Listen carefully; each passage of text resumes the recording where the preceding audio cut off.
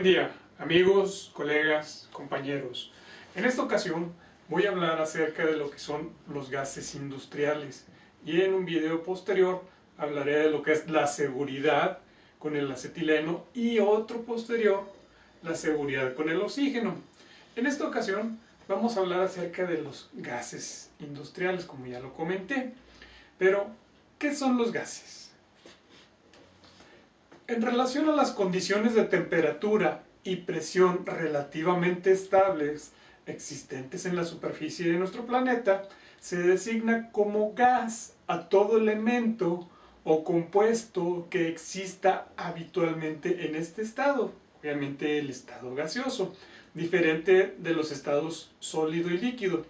En las cercanías de las condiciones normales de temperatura y presión, ¿de qué estamos hablando? De que a temperatura de 15 grados centígrados y a una presión de una atmósfera, si el compuesto se volatiliza, se dice que está en su estado gaseoso. Se usa el concepto de vapor para la fase gaseosa de cualquier elemento o compuesto que en las mismas condiciones es normalmente líquido o sólido. 11 elementos tienen esta condición de gases, así como un número aparentemente ilimitado de compuestos y mezclas. Estos 11 elementos son el oxígeno, nitrógeno, hidrógeno, cloro, flúor, helio, neón, argón, criptón, xenón y radón. Hablemos ahora de los gases comprimidos, licuados y criogénicos. En general, todas las sustancias pueden estar en cualquiera de los tres estados más comunes de la materia. Estamos hablando del estado sólido, líquido o gaseoso, dependiendo de las condiciones de temperatura y presión a que estén sometidas. El caso más familiar es el del agua, que a presión atmosférica está en estado sólido a una temperatura de 0 grados. Está en un estado líquido entre 0 y 100 grados centígrados. Y su fase de gas o de vapor está sobre los 100 grados centígrados.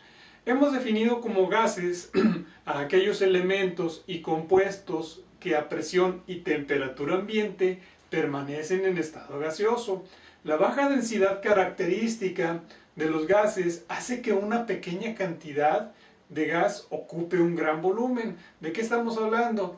De que, por ejemplo, un kilo de oxígeno ocupa un volumen de 0.739 metros cúbicos, o sea, 739 litros, medidos a 15 grados centígrados y a una presión de una atmósfera, por lo cual se hace indispensable someterlos a altas presiones y o bajas temperaturas para reducir su volumen para efectos de transporte y almacenamiento. Para conseguir altas presiones, se utilizan cilindros de acero que trabajan hasta con 220 presiones barométricas. ¿Qué es esto? Es equivalente a 3.191 libras por pulgada cuadrada de presión. Dentro de los gases que se almacenan en cilindros de media y alta presión, podemos hacer la siguiente división. Tenemos pues los gases comprimidos licuados y los gases criogénicos. Los gases comprimidos son aquellos que tienen puntos de ebullición muy bajos, menores que menos 100 grados centígrados, por lo que permanecen en estado gaseoso sin licuarse a unas altas presiones, a menos que se sometan a muy bajas temperaturas. A este grupo pertenecen el oxígeno, el nitrógeno, el argón, el helio, el hidrógeno, entre otros. Los gases comprimidos licuados son aquellos que tienen puntos de ebullición relativamente cerca de la temperatura ambiente y que al someterlos a presión en un recipiente cerrado se licúan. Hablemos ahora de los gases criogénicos. La alternativa de la alta presión para reducir el volumen que ocupa un gas es la licuación o licuefacción.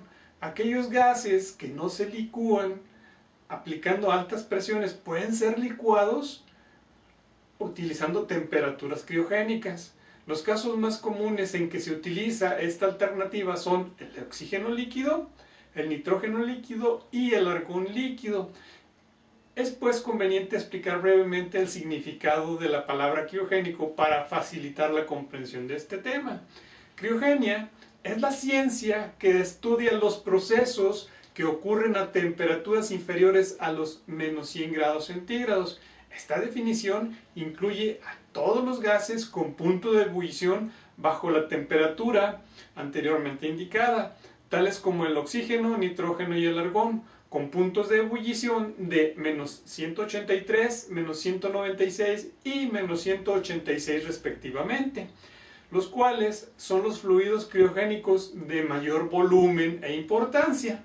También se puede mencionar el hidrógeno y el helio, que poseen puntos de ebullición muy cercanos al cero absoluto, lo cual los hace unos gases muy especiales. Ok, pero ¿qué tiene que ver esto con nosotros? Es bien sencillo. Los gases comprimidos, licuados y criogénicos tienen una serie de riesgos asociados. Enseguida iré presentando de forma breve los riesgos más comunes asociados a los gases comprimidos, licuados y criogénicos. Los usuarios de estos productos deben comprender estos riesgos y evitarlos para eliminar la posibilidad de que ocurran accidentes serios. El primer riesgo que encontramos es la alta presión. Muchos de estos gases son envasados a altas presiones. Cuando se libera repentinamente esa presión o bajo condiciones no controladas y entran en contacto con alguna persona, pueden erosionar o destruir los tejidos humanos. Igualmente, en el caso de una liberación repentina de un gas a alta presión, desde un cilindro roto o cuya válvula sea dañada accidentalmente, puede ocurrir que el cilindro salga disparado sin control. En este tipo de accidentes se ha cronometrado el avance de un tanque hasta a 50 km por hora, disparado obviamente al haberse capado la válvula. Otro de los riesgos asociados es la asfixia. A excepción del oxígeno, todos los gases son asfixiantes, causan sofocación. Aun cuando un gas no sea tóxico, puede fácilmente causar sofocación, a menos que forme parte de una mezcla que contenga suficiente oxígeno para conservar la vida. El nitrógeno, por ejemplo, es un gas inerte e inocuo que forma aproximadamente el 78% del aire que respiramos normalmente. Sin embargo, tan solo respirar un poco de nitrógeno puro puede provocar la inconsciencia, porque el nitrógeno por sí mismo no puede conservar la vida. Otro riesgo asociado con los gases de alta presión es la inflamabilidad. En presencia de un agente oxidante, algunos gases arderán si son encendidos por electricidad estática o por una fuente de calor como una flama o un objeto caliente. El aumento de concentración de un oxidante acelera el rango de combustión. Los materiales que no son inflamables, bajo condiciones normales, pueden arder en una atmósfera enriquecida de oxígeno. Hablemos ahora pues acerca del riesgo de explosión. Muchos gases inflamables pueden explotar, incluso gases de inflamabilidad relativamente baja, en concentraciones apropiadas para ello. Pueden explotar si quedan atrapados en un espacio encerrado. Si hablamos de la toxicidad, diremos que algunos gases son tóxicos y pueden causar daños o la muerte si son inhalados, absorbidos a través de la piel o ingeridos. El grado de toxicidad varía de un gas a otro. Por ejemplo, el monóxido de carbono es un gas tóxico emitido por los escapes de los automóviles. La explosión de este gas puede resultar peligrosa para las personas en concentraciones de más de 50 partes por millón en un periodo de más de 8 horas. La arsina, por su parte, es un gas altamente tóxico. La exposición a este gas puede ser peligrosa en concentraciones mayores a 0.05 partes por millón durante un periodo de más de 8 horas. Si hablamos de corrosión, diremos que algunos gases son corrosivos.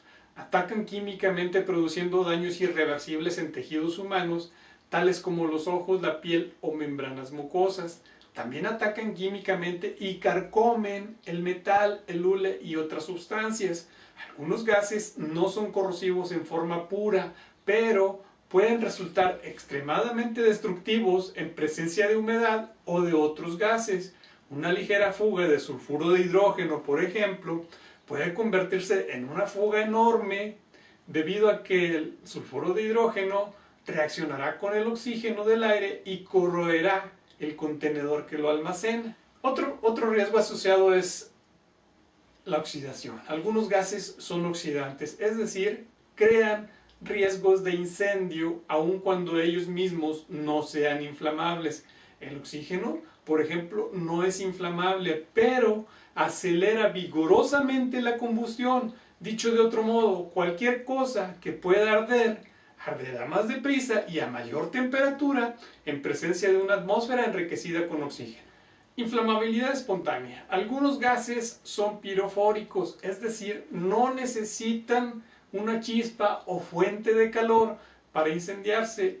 Estos gases estallan en llamas cuando entran en contacto con el aire. Un ejemplo de ellos es el xileno. Un riesgo más asociado a los gases industriales es el flujo inverso o retroceso de flujo. Algunos gases son químicamente incompatibles con otros. Pueden explotar sin la presencia de una chispa o de una fuente de calor, con solo mezclarlos. Por esta razón, en cualquier sistema donde exista la posibilidad de un retroceso de flujo, un flujo inverso en este caso, debe utilizarse siempre una válvula antirretroceso o algún dispositivo de protección contra el flujo inverso para evitar poner en contacto gases incompatibles o sistemas de alta presión con sistemas de baja presión.